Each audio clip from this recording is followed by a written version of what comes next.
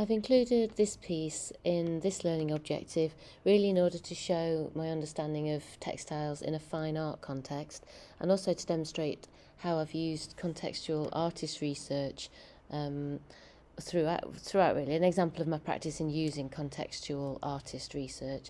So this is the piece. It's a large piece of a long strip of calico that was torn up, dipped into wet mud, formed around a mould that I made with straw in a plastic bag, and it's really stemmed out of work that I was doing on using cloth in assignment 1 and looking at traditional materials for textiles, and I extended that further and further to think what we would use this kind of cloth for, and how it holds memory of touch and shape.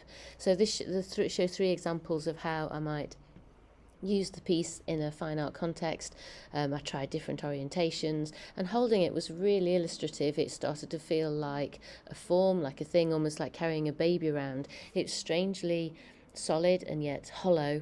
It holds its shape and yet is a little bit fragile and can be squashed. If it got wet, it would disintegrate altogether. And so it holds some quite powerful connotations for me, the connotations of bandages. It has quite a gaping, empty hole inside, suggesting sort of hollowness.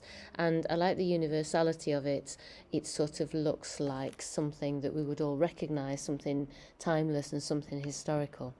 It stemmed out of the work I've done on these pieces here, looking at cloth, making marks, staining cloth with very simple materials like rust and mud, and working with these wrapped forms. And I've talked quite a bit elsewhere about the process of wrapping, which has been quite important to me. These are some examples of the contextual research that informed it. Magdalena Abramovich I've looked at a lot right throughout all my courses, and here really I suppose I would envisage my piece in a fine art context like this, maybe in multiples, maybe bigger, but sort of sitting there just confronting you as you walk in and making you think what it made you feel. I was also quite influenced by various African artists using sacking and reclaimed cloth with its sort of industrial and cultural connotations as well. And it really illustrated for me how this kind of cloth is a universal, across cultures sort of material.